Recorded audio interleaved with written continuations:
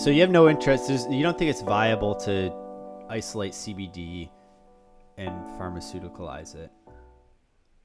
I think that it's okay. I think that it still should be done. I'm not going to say that single compound medication is always bad, Okay. right? I mean, let's use all the tools we have, but it's not going to work the same, and we know that now.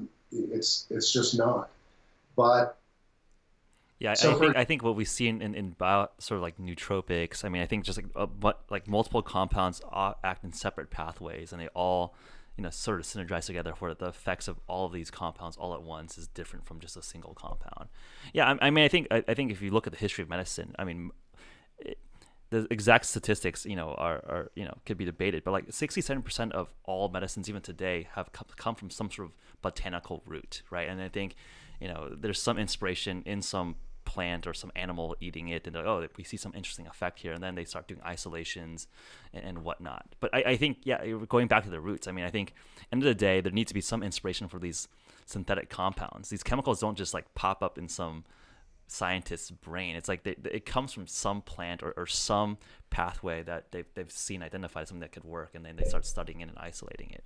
And I think that, like, I think a lot of people think, oh, pharmaceutical, this is some magical synthetic thing that some chemical guy invented, as opposed to like, like penicillin. It came from a bacteria that was a mold that was killing bacteria around it, right?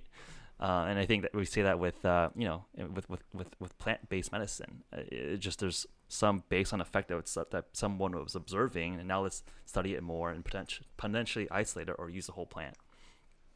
that's exactly right. And so, one is not. I have to be really careful because I don't believe that our scientific tools and what we can do with isolates is bad. It is much easier to understand one Yep. molecule at a time. Yep. And, the FDA has said for years, well, the reason why we don't allow botanical medicine is we can't understand what's going on with 6 to 1,200 different Right. compounds at one time. And then they called it bad science. Now, there was the mistake, right? There was the mistake. So what they really meant to say, and what they should have said, was that because we don't have the tools yet, and we're not smart enough to understand 600 to 1,200 compounds at a time, Yeah. it's bad science. So they put it on, this and labeled botanical medicine as voodoo science because we were It too was too dumb. complicated. Yeah. Yes. So that's what's happened to us. In this instance, I actually heard Professor Mashulin, one of my heroes. I got to meet him a couple of weeks ago. It was awesome. But I heard him talk about our story and say, in this instance, we don't have the data. We want the data, yes. Let's go get the data. But it's working where other things didn't. We must keep helping these people. Yep. Okay? So that's where we're at, and that's okay. But, to go back to one of his studies, the one that I mentioned, 1980, right, in which the standardized cannabis extract, high in CBD, was, 75, 80% effective at controlling seizures in a small cohort of adults. They did a side-by-side with a pure isolated cannabidiol, and it was ineffective, right? That doesn't mean that an isolated cannabidiol might be ineffective for everything, right? And we may be able to isolate it and pair it back with other things and find great medicines that way. But we know that at the CB1, CB2 receptor site, these cannabinoid receptors that are found throughout our central nervous system and throughout our GI tract and many other places of our bodies, every cancer cell has these as well. We know that CBD or THC act differently in the presence of certain amounts of the other one. Right. In the presence of other phytochemicals, plant chemicals that come from other plants and also are found within cannabis. Beta-caryophyllene is a great example, found in black pepper and clove oil, right? When beta-caryophyllene, that's also an anti-inflammatory compound, is present, CBD and THC may act entirely differently. Now, put in pinene, limonene, all these other terpenoids, flavonoids, Right. and phytochemicals that come with cannabis and just our fruits and vegetables, right? So yes, it's too much for us to understand right now, but it doesn't mean that we forsake it and say no, because we can only understand one thing at a time and we're not advanced enough. Let's only do this. Yep. That's dangerous. We've been thinking that way for a century. We must stop. I think well said. I think absolutely. I think that's well put. I want to go back to a little bit back into the so the commerce side of things where this is something that's personally curious about. So for interstate commerce of CBD products, how does that fit in your interpretation of the current laws, right? Because I think it's pretty clear that if you're operating within a state that's has recreational legality, you're probably a lot more safer than when you're doing something that's interstate and you're potentially going to a federal jurisdiction. Well, and I'm curious how you guys think about that, and how you guys operate. I will try and break it down as simply and quickly as I can. You have statute, which is law, right? That which is written and accepted. It's, typically starts with Congress, passes the House, passes the Senate, and signed into law by the president. That's statute. Okay. That's our law. That's what judges interpret when there's a conflict between groups like us and regulatory agencies. Then you have regulatory opinions, right? So DEA, FDA, they have regulatory positions that they may enforce, right? That oftentimes are contrary to the statute, the actual law. In this case, I feel excellent about the law that we stand on. So CBD, the word cannabidiol, does not exist within federal statute. It does not exist in the Controlled Substances. Whereas THC is a Schedule 1, that is a legal drug. That's right. Tetrahydrocannabinol is defined in U.S. law and in state laws. Yep. Right? Cannabidiol is starting to be defined within state laws, mostly because of our story. Some of that's kind of a double-edged sword because some of those laws moved forward before people really understood how to handle this coming from cannabis. But it actually all still works out. But at the federal level, the word hemp did not exist in U.S. law until 2014 with Section 7606 of the Farm Bill, U.S. Agricultural Law 2014, in which we defined hemp. Right? Even though the U.S. was the largest importer of hemp, the DEA still holds a 2001 position. So there's a contrast between a regulatory position and our law. Mm-hmm. They still hold on their website a 2001 regulatory position that states that any hemp made for human consumption that contains any detectable tetrahydrocannabinol, THC, is a Schedule 1 controlled substance, right? That means that all hemp products and whole foods, because it all contains some detectable level of THC, all of it does. It's very minute. Right. All the research is at that minute non-psychoactive level. So this has been sold. We're the largest consumer of this in the world, and they try and shut down the hemp industry way back, a little over a decade ago. And the Hemp Industries Association, pipes up with some great leaders like Dr. Bronner's and different, hold seed manufacturers, and they say, no, you can't just take our businesses from us. We've been doing this for decades. Right. And so no public outcry for harm, and it's also not, hemp is not defined. And we have, these uniform harmonized tariff schedules to import this stuff, and yet the DEA is saying, no, we got to confiscate all of it. It's a Schedule 1 controlled substance. Fortunately, the Ninth Circuit federal court, sided with the Hemp Industries Association. Then after 2014, we now have a definition that specifically notwithstands the Controlled Substance Act and every other federal law. So we have a definition of hemp. We have a court case that says, no, this is a legal product. Yet the DEA still holds a position that's contrary to the case law and the statute. Right. So we have regulatory position and we have law.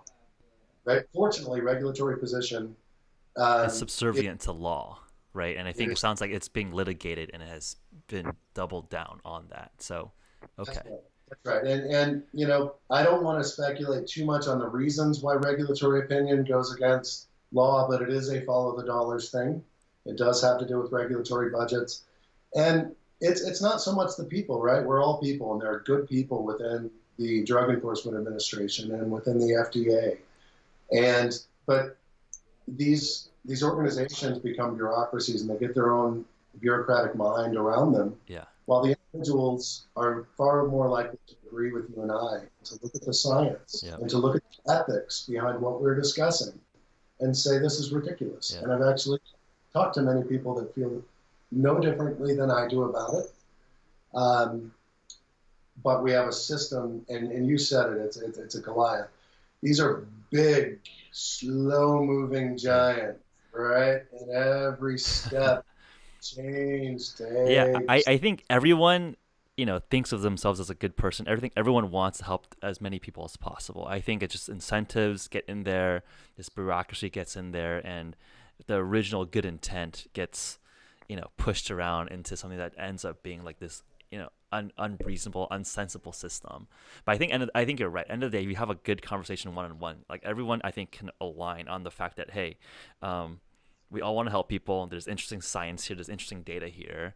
Like there's low side effect profiles. Why aren't we doing more to get these into the hands of people, especially people that have no other option? It just seems like a no-brainer. I don't think anyone would be like, this girl is gonna die anyways. You're not gonna let them try this one thing. I mean, it sounds idiotic. Like this girl is gonna die anyways. The individual feels that way, and I've had many conversations where someone says, "Look, we're not interested in shutting down what's happening here. Right. We don't think it's happening the right way. We think you need to go through this system, but we understand that's going to take 9 years and $2 billion.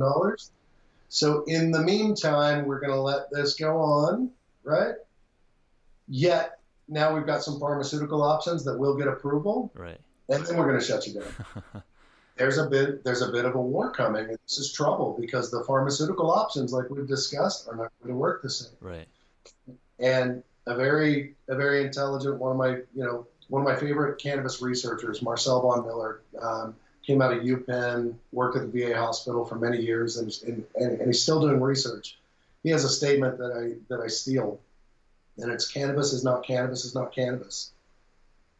It's not just the isolated molecule versus cannabis. It's also within the different varieties of cannabis. And all plant-based medicine needs to start thinking about this. Your echinacea that is sourced from this part of the world versus this part of the world, different genetics, may work differently. Yep. Dietary supplements and plant-based medicines, they need to up their game on quality control. Yep. Putting the same thing, standardizing as much as we can. You can only standardize to a certain degree a botanical medicine, but you can standardize it. And all vitamins and supplements, botanical medicines need to be doing this.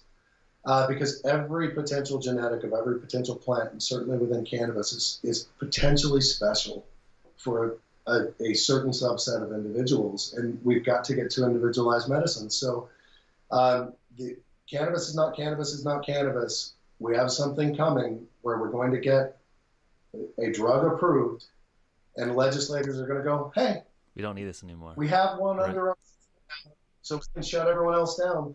And they're going to kill people if they do that. Right. And we're going to put hundreds of thousands of moms on their front porch if they do that. No, I think that's the right way to look at it. I think you're spot on. I think it sounds like you're doing a good job around in the CBD industry. And I think we're doing a lot of the same thing in the nootropics industry, where, as you're just talking about, standardizing, doing certificates of analysis, essentially going through like a pharma-style types of quality control and rigor on a space that's not necessarily a pharmaceutical, but like more classified as a supplement, which I think is an interesting parallel with, I think, what we'll see with, coming down the line. I think all consumables will have some sort of functional use in the future. I mean, like carbohydrates, sugar, those have like functional uses for people. And just like alcohol, like wine and beer have psychoactive effects on people. And it's just like interesting where, and I think I'm sure you agree, wine, beer, they're like foods, and they have arguably even stronger psychoactive effects and worse side effects than something like a CBD, right? And just like, it doesn't make any sense from an objective standpoint how these regulations even exist. I'm curious. Are there interesting anecdotes of where you've turned kind of like atheists into believers? Someone who's been staunchly anti-cannabis their whole life, and then because of family medical situation, they hear about CBD, and then they're like, oh my gosh, I'm taking cannabis every day now. Oh yeah. So we come from, my mom's an amazing person. We grew up really poor, but she taught at a private Christian school because she wanted us to get that education. We come from a very religious family. We come from the town where Focus on the Family is. I know a lot of those folks. I lived in a Christian bubble. Even getting into the cannabis industry, I lived in a Christian bubble. And did you get socially shunned? Was that scary for you to be like, oh, like you're crossing over to the dark side or the light side, whatever? I had old mentors, Bible teachers, people that I love very much, coaches calling me saying, "What are you doing?" This is before Charlotte's story, right? "What are you doing? This is wrong, Joel. This is, where are you guys going? Where are the Stanley brothers going?" And we were always, on the rebellious side. It's easy to be on the rebellious side in those private schools, but, what the hell are you doing? And I'm like, "I'm actually helping a lot of people. Why don't you come look?" "No, I think drugs are a bad thing." In one instance, an old mentor who I still love, everything's great, but in one instance is a person that admittedly has taken 3 Percocet a night to help him sleep for years. And I'm not bashing that, but he's sitting there telling me drugs are bad and what I'm doing is wrong, and I'm going, I'm on a slippery slope and all of this, right? Then this same person and many others who had this attitude of those crazy Stanley boys, what the hell are they doing? After the Sanjay Gupta piece aired, Charlotte's story called up and said, "I'm sorry." I had people call me and say, "I'm sorry. I'm sorry I judged you. What you're doing is amazing, and I didn't see it. I didn't understand it. Now I do. Thank you." We've been in conservative states, conservative legislatures. I have sat and held hands and prayed with conservative legislators, right? Over little kids. These families come into these rooms and they sit and they lay hands on them and they pray, and it's wonderful. There's some good hearts there. But these people are saying we must get a law passed for cannabis in Oklahoma, in Texas, in Florida, in Alabama. That's honestly an amazing experience to drive culture shift like that. I mean, we took a lot of flack. We had a lot of people slinging arrows at us, and some people are like, Texas was a good example. And I was born in Texas. I lived in Texas. I worked in Texas. And some people were saying, "I can't believe you guys advocated for X law." I'm like, "Are you kidding me? A cannabis law on the books in Texas? I'm sorry that you can't smoke weed openly on your front porch in Texas yet. We're trying. Can we help some of these people? Can we move the needle forward a little bit?" And a lot of people weren't willing to take baby steps. It was an all or nothing approach. Well, if you want all or nothing in Mississippi, guess what you get? So we've seen minds change. Who doesn't resonate with a sick child getting better? Right. Who doesn't resonate with that? And all of a sudden you've got, religious mindsets that say, "Well, wait a minute. Don't I believe that God made all the plants?" Oh, yeah. Yeah. Boom, light bulb. But it took a story like Charlotte's and many others. And the 4 years of just like getting to the point where you had, to even get to that point. But yeah, I think Charlotte was like this nice culmination of events that just took the lid off the story here. The last couple of questions here. What was the scariest moment in this journey? I mean, I think, back in 2008, 2009, I mean, what was a close call where you're like, "Oh shit, we actually might go to jail," or like, "Oh shit, we're gonna go bankrupt," like we're gonna get raided, or we're gonna get robbed by some gangbangers. Like, were there any sort of points where you're like, "Oh, what did we actually sign up for?" There are so many. One of them was when we were in a warehouse in Denver. We've always been compliant with whatever laws there were for us. Before there were real regulations, we were as compliant as we could be. We were just that way. We figured, we got to be up. We must be above board, because if we get raided, it's our only defense. We're in a warehouse, and we're splitting the warehouse. One section is Stanley Brothers. The other section is this other grower. The other grower was way over his plant count and used the same cards at another warehouse. He was being raided at the other warehouse, and they were headed our way. Within a moment of time, and this is what you get when you have 7 hardworking brothers that are strong guys working together, within a moment of time, we had U-Hauls packed full of live plants headed out of there, while law enforcement's at one And because we didn't even want to deal with it. The truth is we were fully justified within our plant count, but here's another person in the warehouse that we're just now learning isn't. Right. And then they would have just taken everything probably, right? Like that's all your inventory. We ended up with a house full, head to toe, of plants. So you set a pot here, and then one on top, stacked like this. Like bricklaying.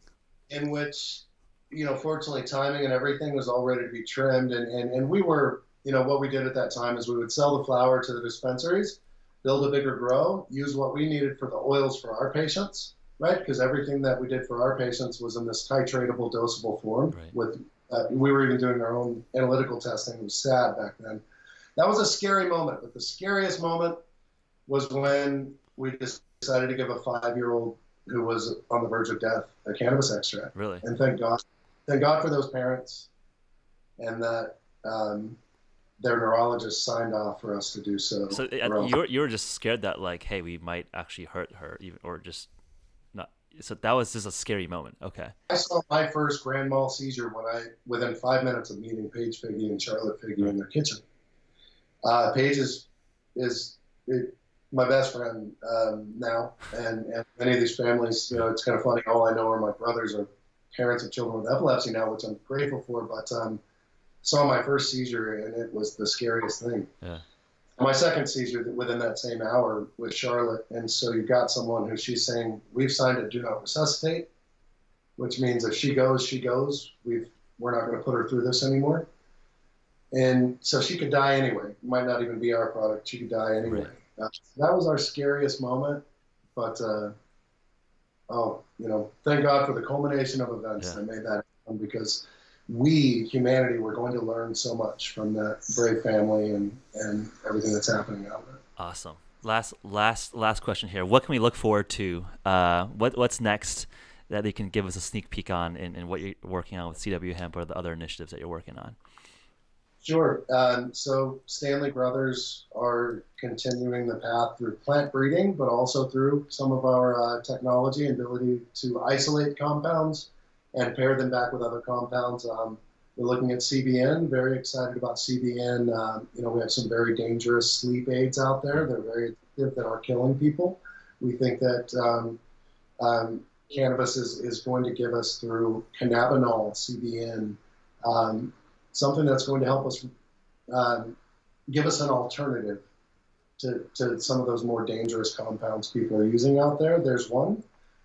We also see a lot of promise within CBD and other minor cannabinoids for potentially type 2 diabetes, the autoimmune disorders. Interesting. Very, very excited about the potential for these cannabinoids, and CBD especially, in the possible preventative maintenance of memory loss, Alzheimer's, dementia, just to name a few things that we're actually engaged in research right now. Awesome. Yeah, and I think those are some things that we in the biohacking community are very interested in. I mean, we're looking at those are the metabolic syndromes that are killing Americans, right? Alzheimer's, diabetes, obesity. I mean, those are some of the biggest problems that our society faces. So I think we need all the efforts and all the different routes that, tap into and help resolve these issues. So that's awesome. This plant is going to teach us how to biohack one of our largest systems in our body. The endocannabinoid system is brand new discovery, 94, but it is kind of the regulator of the regulators, and it seems to be so important to every other system in our body. So this plant is going to be integral to human health. What we're going to find out over the next decade and over the next century, I'm so excited about. Yeah, absolutely. When you next come to SF, please come by, and if we ever make it out to Colorado, I'd love to come by and say hi in person. But appreciate the time. I think it's a fascinating conversation. I think there's just a small, I think similar cuts of cloth here, where we're trying to push this new form of thinking, this new paradigm shift into changing how people live. And I think this is going to be the future. We need leaders like yourself going out there and changing people's minds. So respect and best of luck. Thank you for having me. When you come to Colorado, come see our lab and just come get the full tour. Awesome. Hey, cheers. Thanks, Joel. Thanks, Joel. That was interesting. Yeah, I think that was one of the most lively conversations. I think that I didn't necessarily expect that the biohacking community and the CBD movement had, a lot of similar threads where we're looking at novel interventions to affect pathways that affect so many different things, right? Like I think with us, we're trying to optimize for cognitive, we're looking to optimize for metabolism, and it sounds like, in a very alternate pathway, the work at CW Hemp and the Stanley brothers are looking to affect a lot of these core fundamental things that humans need help on. Yeah. So I think that's very interesting. And it harkens back to one thing that we always talk about, which is there's this bubbling up that's happening already.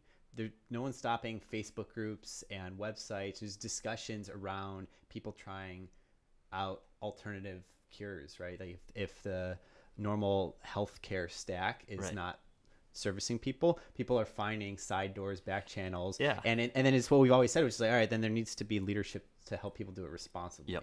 Yep. I think just like interesting, because I think 3-4 years ago, if you talk to me, I don't know if you talk to yourself, Yeah. I'd be like, oh, all this alternative stuff, if it's not real medicine, it's bullshit medicine. And I think it's just like not the case. I think we're just smart people. We've talked to folks that are practicing medical doctors, folks that are PhDs, folks that are looking at the cutting edge here, and like they're just like a dogmatic approach, and I think that's good for a lot of things, but there's other pathways that also work. And I think it's like at some point all of it will be folded under science. I think it just let's not just be overly dismissive on just things that have shown efficacy across multiple people, across multiple cases, that seems to be beyond placebo, right? It just like I think at a certain point, I think it's like, okay, CBD probably works. Do we know exactly how it works or exactly which indications could be good for? No, but there's enough signal that we should be looking at. Yeah. And I think that's the same with all of biohacking. Like we've looked at a bunch of different techniques to improve ourselves. There's enough signal here, and let's actually put more resources into actually understanding how it and where this takes us, as opposed to being like, this is not coming out of RCT out of like 10,000 patients, so it's all junk. So I think it's just like, how do we tie these two universes? I think we come from a very rigorous engineering science background, and it just like, but I think there's just let's tie that with an open-mindedness to try and experiment with more and more things. I think that's the balance that we should be, the more of us should be walking. Yeah. And I think putting out there. Yeah, I think that science, we've talked about this as well, is that science is going to become more open source. It's going to get out of the lab, and there's way more than 10,000 people using cannabis. And if there's organized, federated, like data that can be analyzed, that can be collected and analyzed across it, then I think that there's a positive acceleration on the rate of science because of that. Exactly. I think I'd argue that's why there's so much progress in recent years, because in 1500s only the 17 noblemen who had enough were rich enough to just not do labor could look at the stars. Now one person on their laptop can become like a top 1% knowledgeable person about a lot of things. Yeah.